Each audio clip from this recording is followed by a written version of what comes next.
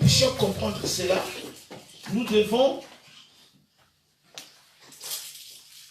Je vais faire la lecture depuis...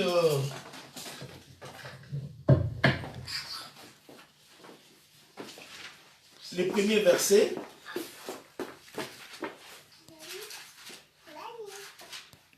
Voilà. Et nous allons arriver au 7e verset qui sera, au fait, le thème que nous allons développer tout au long de cette année. Je lis au nom de Jésus-Christ 1 Samuel chapitre 16 à partir du premier verset. L'Éternel dit à Samuel, quand cesseras-tu de pleurer sur Saoul? Je l'ai rejeté afin qu'il ne règne plus sur Israël. Remplis ta corne d'huile et va.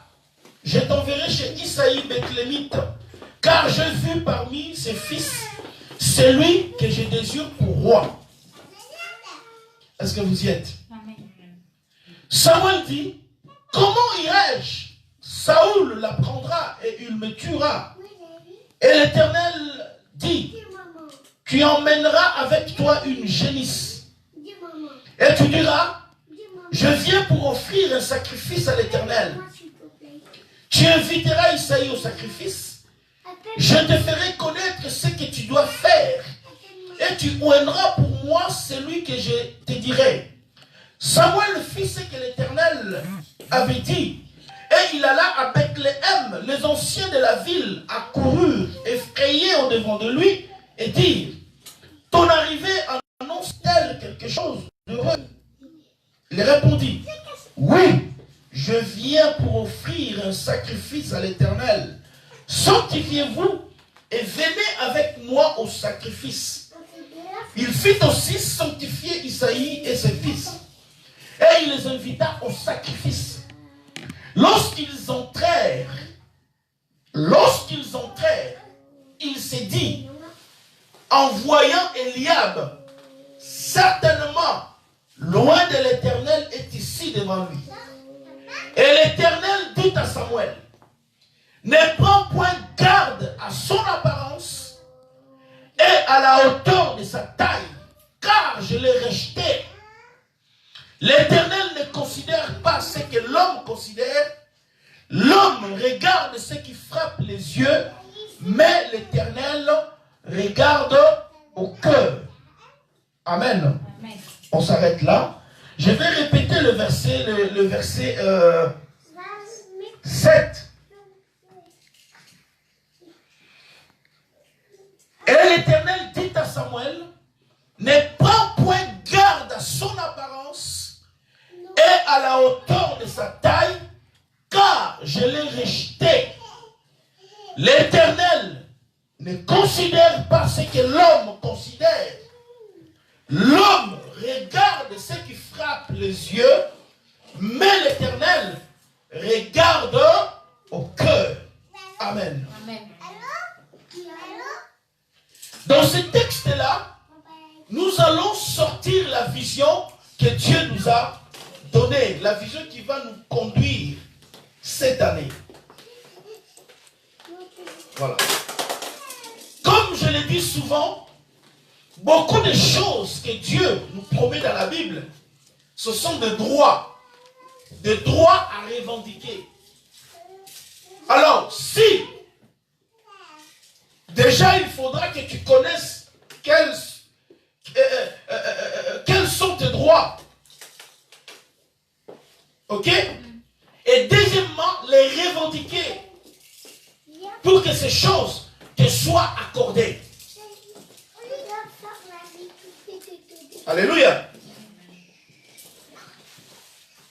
Pour cela, je dis toujours, le fait d'être chrétien ne va pas te donner l'accès à tout ce que Dieu a prévu pour nous dans la Bible. À l'exemple de Jésus-Christ qui donne l'histoire, qui raconte l'histoire allégorique.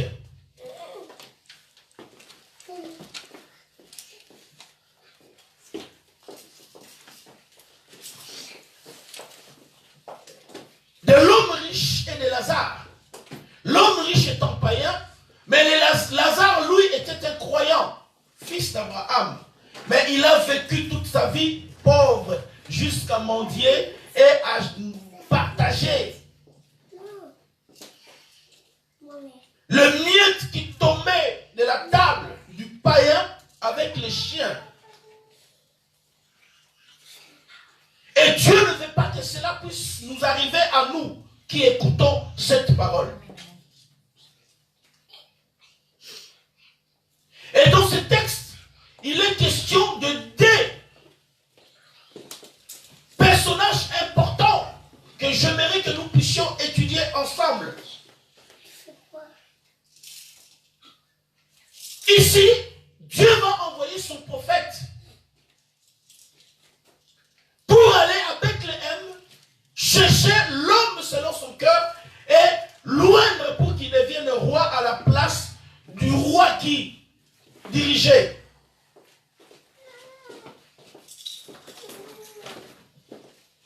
Mais lorsqu'il va arriver dans la maison d'Isaïe, le prophète Samuel, le grand prophète, l'homme de Dieu, il va être confronté à ce que va voir ses yeux. Le père va lui présenter des enfants, d'autres enfants, par la totalité. Mais lorsque l'homme de Dieu va entrer dans la maison d'Isaïe, il va voir Eliab, le fils aîné, il était costaud, il était beau. Est-ce que ça va? Il va être séduit par sa beauté en disant oui, le Seigneur a fait un choix. Là, c'est tout à fait l'homme. Certainement, j'ai devant moi l'élu de Dieu, le roi de Dieu, il est là. Est-ce que ça va? Donc, je pouvais intituler ce message Dieu et le prophète. Ou Dieu et l'homme, tout simplement. Le prophète va dire, certainement, j'ai en face de moi, loin de Dieu. Mais Dieu va lui dire, l'Éternel dit à Samuel, ne prends point garde à son apparence et à la hauteur de sa taille, car je l'ai rejeté. L'Éternel ne considère pas ce que l'homme considère. L'homme regarde ce qui frappe les yeux. Mais l'Éternel regarde au cœur. Amen. Amen. Je vais vous poser une petite question en passant rapidement. Est-ce que l'Église a pour objectif d'impressionner Dieu, d'attirer Dieu, ou l'Église a pour objectif d'attirer les hommes? Alléluia. L'Église a pour objectif d'attirer les hommes, pas forcément Dieu. Parce que Dieu est l'auteur de l'Église. L'Église est l'institution divine.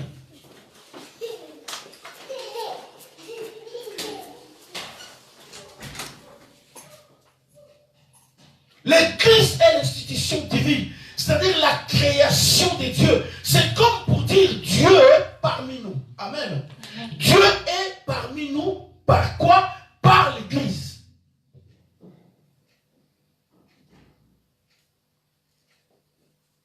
Et ici, l'Église a une mission de gagner le monde, de gagner les gens, pas de gagner Dieu. Alors pour que l'Église puisse gagner le monde, l'Église doit utiliser les codes que Dieu lui a donnés pour ainsi attirer les gens vers Dieu. Amen. Amen. Alors pour attirer les gens vers Dieu, il y a des choses à faire, à mettre en pratique pour attirer les gens. Est-ce que ça va?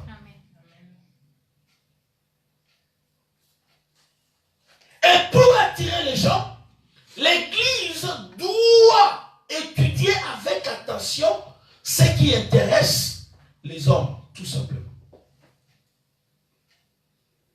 Qu'est-ce qui intéresse les hommes. Qu'est-ce qui peut attirer les hommes? Dieu nous donne une clé. Il dit ceci, l'homme regarde ce qui frappe les yeux. Amen. Ça c'est un code. C'est un code que l'Église néglige, que beaucoup ont négligé. Gloire à Dieu, aujourd'hui on voit aussi certaines églises, certains serviteurs de Dieu mettent en pratique ces choses. Et ils avancent à grande échelle, tout simplement parce qu'ils ont découvert ces codes-là et ils ont vraiment travaillé cela, ils ont mis ça en pratique et ça porte le fruit. Nous aussi, nous devons mettre en pratique ces codes-là que Dieu lui-même nous a donnés. Ça, c'est Dieu qui a dit ça. Moi, je regarde le cœur. Mais je peux vous dire avec prétention, est-ce que tu peux, en regardant un homme comme ça, savoir s'il est bon ou mauvais? On ne sait pas. Amen. Est-ce qu'on peut regarder quelqu'un, on dit oui, lui là il est bon, parce que non. Voilà pourquoi même le prophète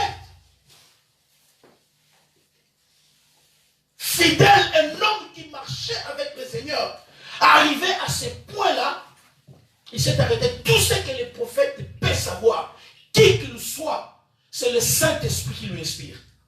Est-ce que vous comprenez ça? Aucun prophète providentiel peut atterrir ici, nous dire qu'il sait. Même les anges, lorsqu'ils descendent, c'est Dieu qui leur donne le message. Est-ce que ça va? Amen. Ah, lui, ces prophètes-là, oh là là là là là là. Tout prophète peut se tromper. Mais Dieu ne se trompe pas.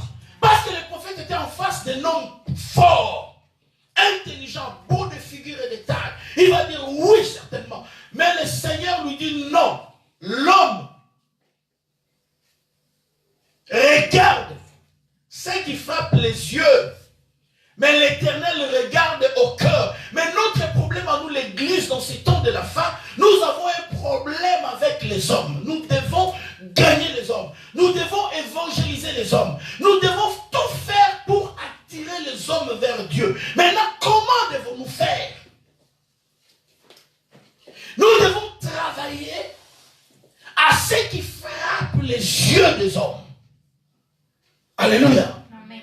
Notre Sauveur, notre Seigneur, le parfait modèle, Jésus-Christ de Nazareth, le fidèle pasteur, agissait de cette manière. Il est temps pour nous, frères, de frapper les esprits pour attirer le peuple vers l'Éternel. Si on ne se comporte pas comme ça, nous allons traîner les pas longtemps. Et nous n'allons pas voir la main de Dieu se manifester. Amen. Amen. Nous avons tout avec nous. Nous avons le nom de Jésus. Nous avons le sang de Jésus. Nous avons l'Esprit sans mesure avec nous. Nous avons sa parole. Nous avons sa puissance. Qu'est-ce qu'il nous manque? Rien du tout. Il nous manque les stratégies à mettre en place pour attirer l'œil, les yeux des hommes. Et lorsque les hommes seront frappés, attirés par ce qu'ils voient. D'ailleurs, c'est la stratégie que le diable utilise tout le temps. Est-ce que ça va? Amen. Pour amener les gens en enfer. Nous allons utiliser cette stratégie-là pour attirer les hommes vers Dieu. Voilà pourquoi cette année, nous devons frapper les esprits. Amen. Nous devons montrer au monde entier que nous avons Dieu avec nous. Il n'est plus le temps là de dire ah non, ça va. Non, non, non, nous devons faire des choses extraordinaires dans le cadre de la parole de Dieu pour attirer le peuple de Dieu vers nous. Jésus disait, si vous ne me croyez pas, si vous ne croyez pas à mes paroles, croyez plutôt à mes œuvres. Amen. Amen. Les œuvres de Jésus parlaient beaucoup plus que les paroles. Et lorsque les gens pouvaient voir quelqu'un comme Lazare, mort et enterré il y a 4 jours, revenir à la vie, ils pouvaient croire, ils pouvaient dire que oui, oui, oui, Dieu est avec nous. Oui, Dieu est avec nous. Oui, Dieu est avec cet homme-là.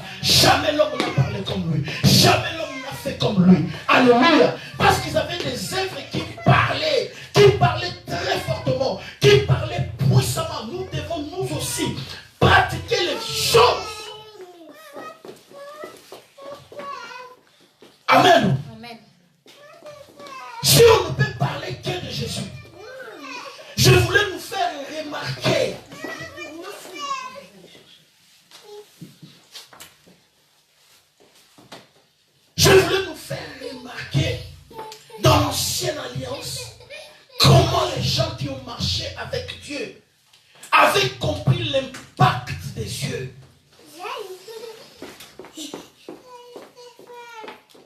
Est-ce que ça va? L'impact des cieux.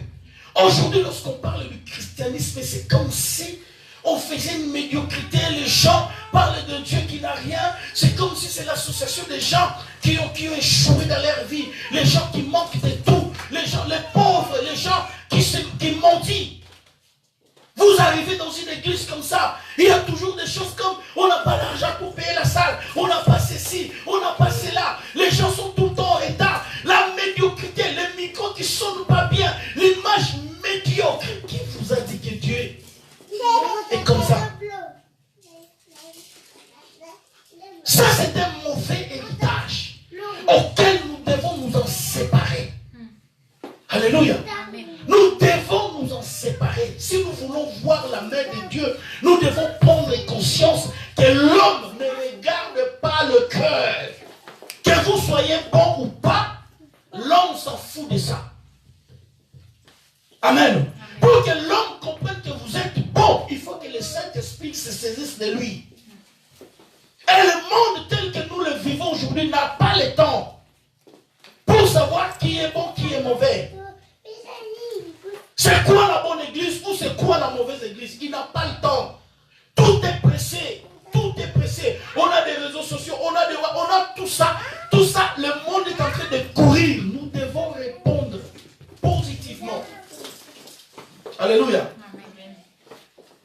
Les véritables élus de Dieu doivent s'asseoir ensemble comme nous. Réfléchir, que devons-nous faire, hommes, frères, pour que nous puissions attirer beaucoup d'âmes.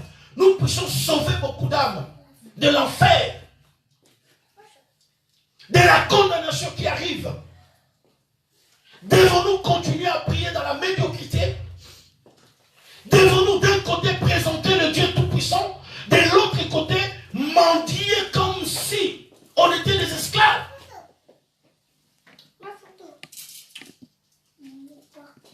Des enfants de Dieu qui ne respectent rien. Alléluia. Nous devons prendre conscience de l'importance, de la responsabilité que Dieu nous donne. Et quand Dieu nous bénit, il ne nous bénit pas à moitié, il nous donne tout. C'est à nous d'utiliser ces codes pour voir sa main se manifester. Et c'est ce que nous allons faire, et c'est ce que tu dois faire. Les gens doivent savoir que tu as un Dieu avec toi. Amen. Quand tu auras la fierté de témoigner la grandeur de ton Dieu, les gens auront le souffle coupé. Quand ils verront ce que Dieu a fait dans ta vie, si réellement tu marches avec Dieu. Amen. Peu importe où tu commences, mais quand tu reçois ce message, tu le fais asseoir dans ton cœur, tu te comportes comme tel, tu verras la main de Dieu se manifester dans ta vie. Ce que tu n'aimes pas, ça ne t'arrivera pas. Alléluia. Ce que tu ne désires pas, ça ne t'arrivera pas du tout. La Bible dit, fais de l'Éternel tes délices, il te donnera ce que ton cœur désire. Est-ce que ton cœur désire quelque chose? Si, oui, quoi? Bien-aimé, il y a dans la Bible ici, les gens qui ont frappé les esprits. Je vais vous parler dans l'ancienne alliance. Avant, donc je vais être court. On va palper ça, on va développer ça plus tard. Dans l'ancienne alliance, quelqu'un qui a réfléchi qu'il devait frapper les esprits dans ce qu'il faisait. Son nom, c'est Salomon. C'est vrai que c'est son père qui a commencé l'idée de bâtir le temple de Dieu, la maison de Dieu. Il avait mis tout ce qu'il fallait pour la construction du temple. Mais celui qui a exécuté ces projets, c'était Salomon. Est-ce que ça va? Amen. Bien aimé, même notre endroit de prière doit frapper les esprits. L'église ne peut pas être un endroit où c'est sale. Les gens qui ont besoin de Dieu, ils viennent prier dans un coin comme on dit. Mal propre, que le Alléluia. Quelle inspiration ils auront. Vous savez, il y a des endroits qui inspirent confiance. Vous arrivez quelque part comme ça, vous vous asseyez dans un salon, tout est magnifique, tout est propre. Ça vous inspire, ça vous met à l'aise. Justement, sans qu'on vous dise quoi que ce soit, ça vous met déjà à l'aise, ça vous dispose. Parce que c'est bien. Mais lorsqu'on habite un endroit qui est mal rangé, mal propre, ça n'inspire pas confiance. Amen. Parce que l'homme qui te voit, il se reflète. Il se reflète sur toi en fait. Il reflète l'image qu'il voit. Moi, si je crois à cet homme qui me parle, c'est comme ça que je vais ressembler. Est-ce que ça va? Tu parles à quelqu'un de Dieu. Il te voit, tu es mal habillé.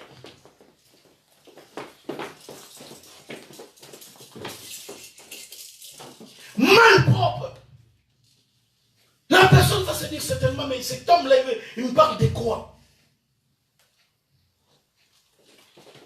Moi, je vais accepter Jésus pour devenir comme lui. Est-ce que ça va? Amen. Salomon avait compris ces choses. Il a dit, je vais exécuter ce projet, mais je vais le faire d'une certaine manière que les esprits seront frappés. Amen. Amen. D'abord, il commence, tout le monde, donner des sacrifices annuels pour leur vie. Amen. À Gabaon, on n'a pas le temps de voir ça. Aujourd'hui, comme c'est l'introduction, à partir du domaine de séance prochaine, on va rentrer là-dedans, mais on va quand même voir quelques points importants. Quelques grandes lignes. Tout le monde donnait un brebis, deux brebis, trois brebis à Dieu. Amen. Lui, il va décider pour la première fois d'offrir 1000 brebis à l'Éternel. Est-ce que ça va? Les gens qui étaient là, je crois qu'ils disaient à lui aussi, il en fait trop. Il veut nous montrer qu'il a beaucoup d'argent, il est le prince, il est ceci. Mais curieusement, Dieu a marché avec lui. Plutôt que ceux qui croyaient, si je donne une brebis, notre tradition c'est comme ça, notre habitude c'est comme ça. Il faut sortir des habitudes avec le Seigneur. Amen. Il faut sortir des choses naturelles pour atteindre des surnaturels dans notre relation avec Dieu. Amen. Cassons les habitudes, mes bien-aimés. Les gens meurent aujourd'hui à cause des habitudes. Mon grand-père faisait ceci, ma mère faisait cela, moi aussi, c'est la tradition. Dans l'histoire de la Bible, il n'y a pas de tradition qui tienne. C'est l'esprit qui montre le chemin, point. Amen. Amen. Est-ce que ça va? Il a d'abord commencé par casser les habitudes. Il a dépassé le maître.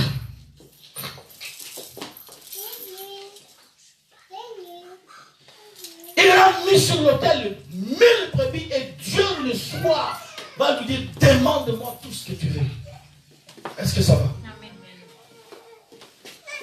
Dieu qui est si bon, pourquoi il n'a pas posé cette question-là à d'autres rois qui étaient là, d'autres personnes? Même pas son père David, le grand héros. Le grand héros, j'allais dire. Amen. Mais il a donné à Salomon pourquoi Salomon avait cassé les habitudes. Nous devons casser les habitudes. Alléluia. Et la prochaine holocauste l'avait donné 10 000 brebis. Amen. Oh, il était vraiment. Et Dieu aime des enfants comme ça. Amen.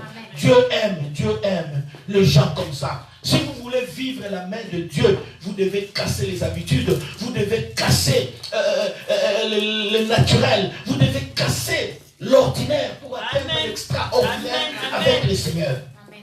Dans votre façon de faire, dans tous les domaines, domaine spirituel, domaine matériel et financier. Amen. Amen. Que personne ne te trompe. Il faut avoir l'apparence du pauvre pour gagner le ciel. Où cela est écrit? Les pauvres en esprit, cela ne veut pas dire les pauvres matériellement. Alléluia. Amen. Comme je l'ai dit souvent, il sera difficile à un pauvre d'entrer au ciel. Il sera difficile à un pauvre qui n'a rien, qui n'a pas quoi manger, quoi boire ou dormir, d'entrer au ciel.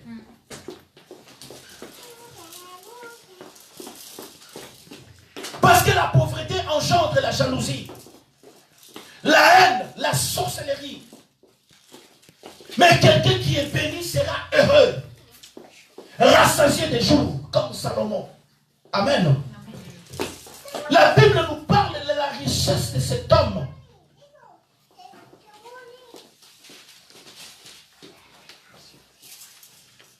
Il était tellement riche. Mais la richesse venait de Dieu à cause de quoi? À cause de le niveau de son alliance avec Dieu. Père, je suis gérant. Si j'ai ces brebis, c'est toi qui me les as donnés. Aujourd'hui, on a des enfants de Dieu qui donnent des miettes, des superflus qui ne leur coûtent rien. C'est ça qu'ils viennent jeter à l'église. Des miettes qu'ils viennent donner à Dieu. Comment veux-tu que Dieu puisse t'élever pour que tu deviennes visible comme une montagne? Que tout le monde peut voir que ce frère-là, il est vraiment béni. Que cette femme de Dieu-là, oh là là, cette soeur-là, non. Ce frère-là, non. Ce monsieur-là, cette église-là, l'église là-bas. Bien aimé, cet homme Salomon a fait construire un temple où les gens priaient sur de l'or. Est-ce que ça va? Amen. Les gens priaient l'Éternel sur de l'or. Regarde maintenant là où nous prions. Là où nous prions. Même quand vous regardez des temples des églises bizarres là, des religions bizarres, leurs temples sont somptueux. Est-ce que ça va? Amen. Ils ont une façon d'attirer les gens. Nous connaissons tous des grandes sectes ici.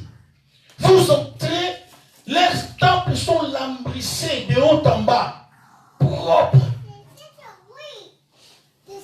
Je connais une religion ici, les gens de l'église s'habillent tellement propres. Les frères sont toujours en cravate, bien habillés. Même lorsqu'ils font leur campagne pour évangéliser, ils sont toujours bien habillés. La première chose qui saute aux yeux, ils sont bien coiffés, bien rasés, bien parfumés, bien cravatés. Amen. Ça donne la conviction de les écouter, l'intérêt. Même s'ils ne marchent pas avec Dieu, même s'ils n'annoncent pas la véritable, la véritable bonne nouvelle, mais ça nous donne l'intérêt de les écouter. À cause de quoi? À cause de leur apparence. Alléluia.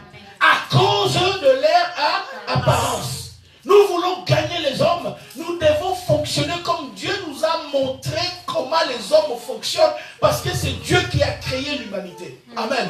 Il nous a créés à son image et à sa ressemblance. Et Dieu connaît l'importance des yeux. Amen. Les yeux ne regardent que ce qui brille. Et nous savons que nous avons Dieu. Nous ne sommes pas seulement pour les yeux qui brillent, mais encore nous devons ajouter à notre foi les visuels dans ce que nous faisons. Nos maisons doivent être propres, accueillantes. Quand quelqu'un entre chez toi, il voit que c'est propre, c'est bien, il se sent bien. Est-ce que ça va?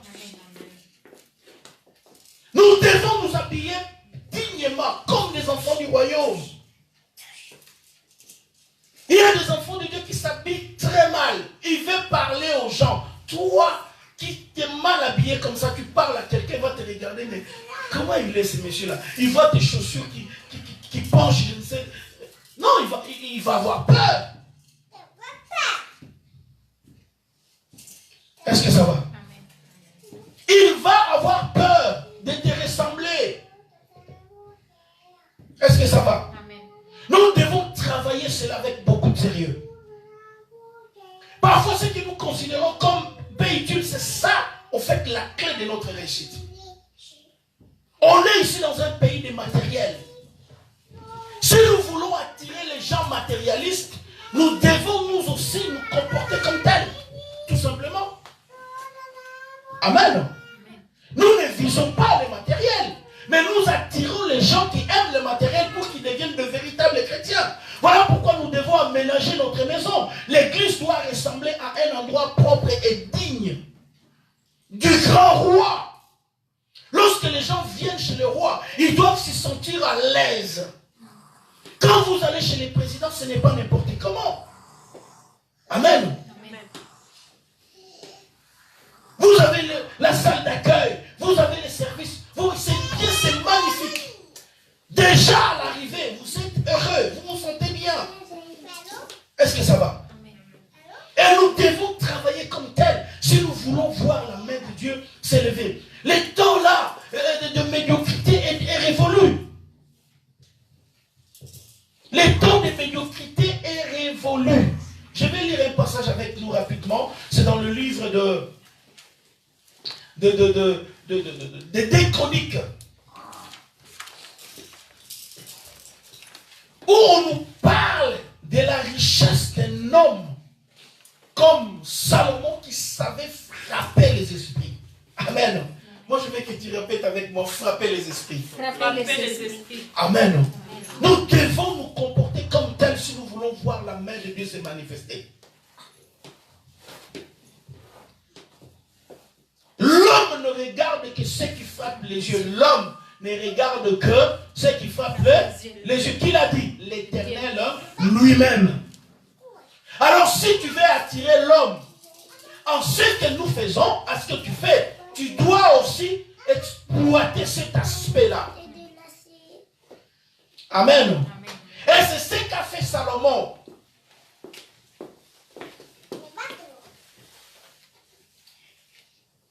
Au verset 13e du 9e verset des 2 Chroniques, il est dit ceci. Le poids, on parle de richesse de Salomon.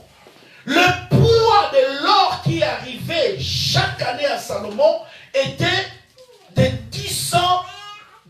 670 talents d'or.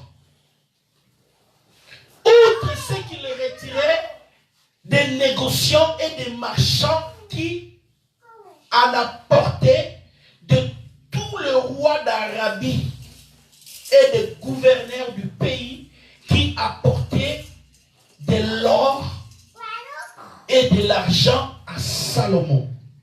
Ok? Le roi Salomon fit 200 grands boucliers d'or battus, pour chacun desquels il employa 600 cycles d'or battus. Et 300 autres boucliers d'or battus, pour chacun desquels il employa 300 cycles d'or. Et le roi les mit dans la maison de la forêt du Liban. Le roi fit un grand trône d'ivoire et le couvrit d'or pur. Ce trône avait 6 degrés et un marchepied d'or atteignant au trône. Il y avait des bras de chaque côté des sièges. 2 lions étaient près des bras et 12 lions sur les 6 degrés de part et d'autre. Il ne s'est rien fait de pareil pour aucun royaume. Est-ce que ça va? Je veux que nous puissions retenir ceci. Il ne s'est fait rien. Il ne s'est rien fait de pareil pour aucun royaume. Amen. Amen. Le royaume de l'époque, personne n'arrivait à la cheville de Salomon. Mais Salomon était béni par qui? Par Dieu. Était béni par Dieu. Amen.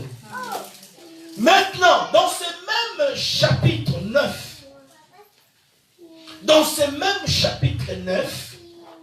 lorsque nous allons voir au premier verset la visite de la reine de Séba à Salomon, comme des païens qui peuvent venir nous visiter, nous écouter parler de notre Dieu, parler de Jésus, regardez ici ce qui va se passer. Amen. Je vais lire avec nous.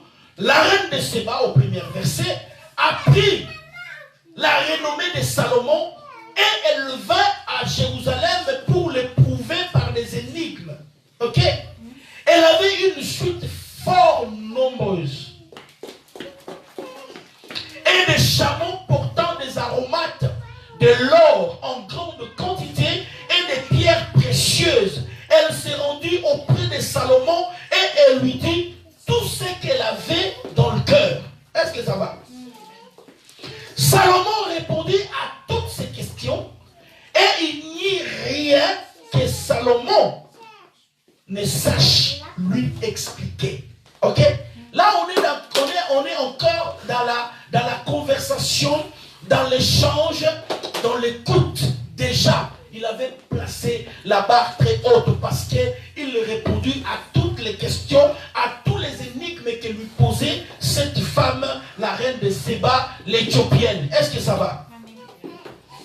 Mais écoutez avec moi, au verset 3e, la reine de Séba vit la sagesse de Salomon et la maison qu'il avait bâtie. Ok? Et la maison qu'il avait bâtie. Et le mets de sa table.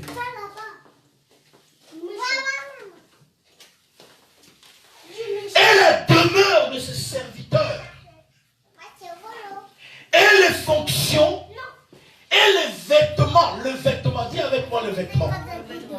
Le vêtement de ceux qui le servaient. Et ses chansons. Et leurs vêtements, toujours le vêtement, et ses holocaustes qu'il offrait dans la maison de l'Éternel. Dans la maison de l'Éternel. Elle a mis le souffle coupé. Ah, je ne sais pas vous si vous lisez la Bible comme moi. La reine qui est venue est impressionnée. Le roi Salomon.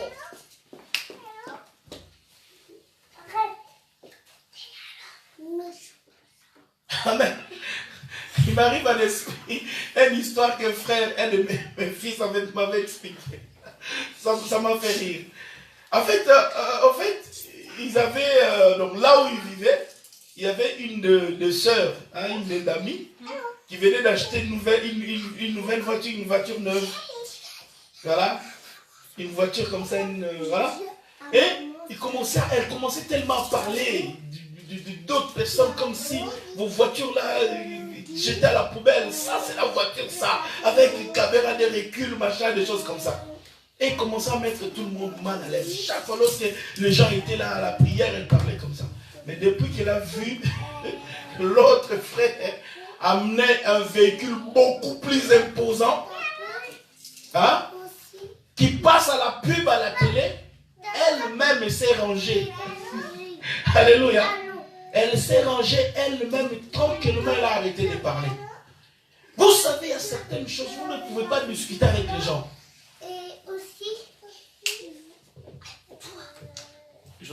La reine de Séba verra ces choses.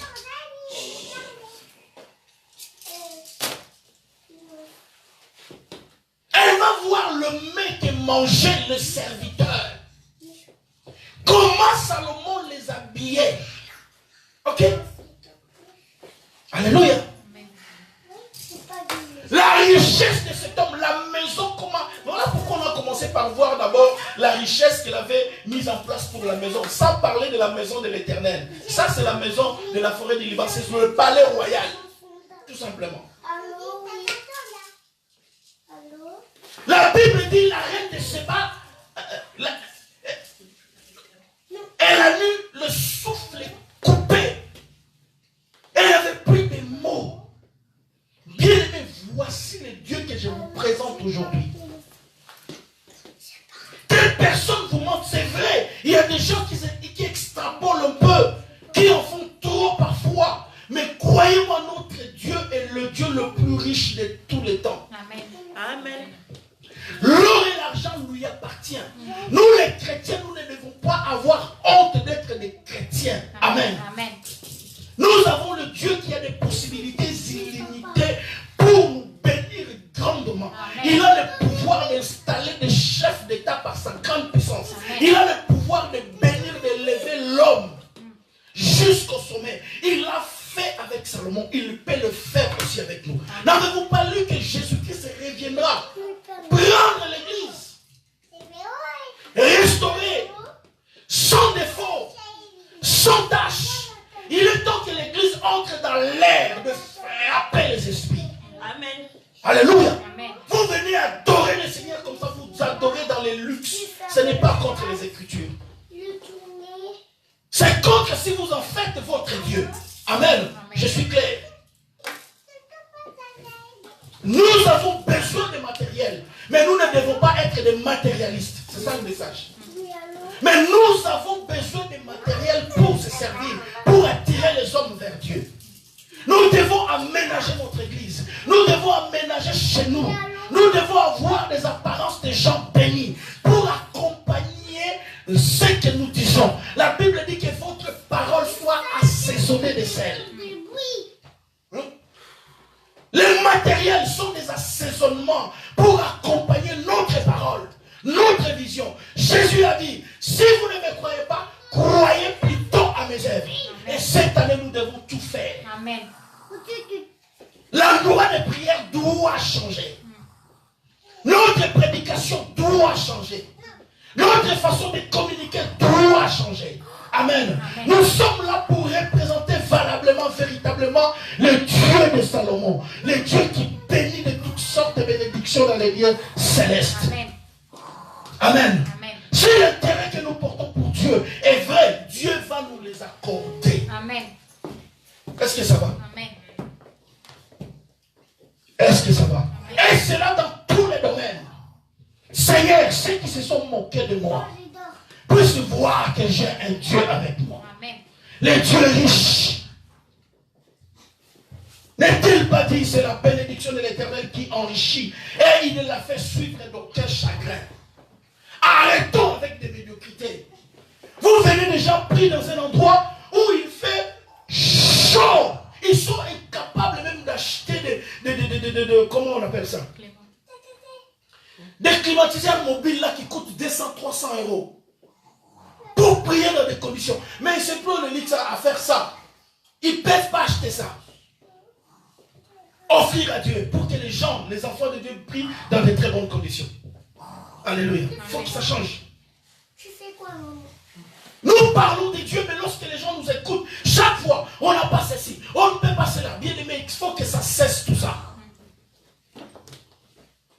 Il faut que ça cesse. Lorsqu'on a commencé dans cette pièce, on avait fait la prière de dédicace, on a dit Seigneur, que nous ne puissions jamais bloquer sur le plan financier.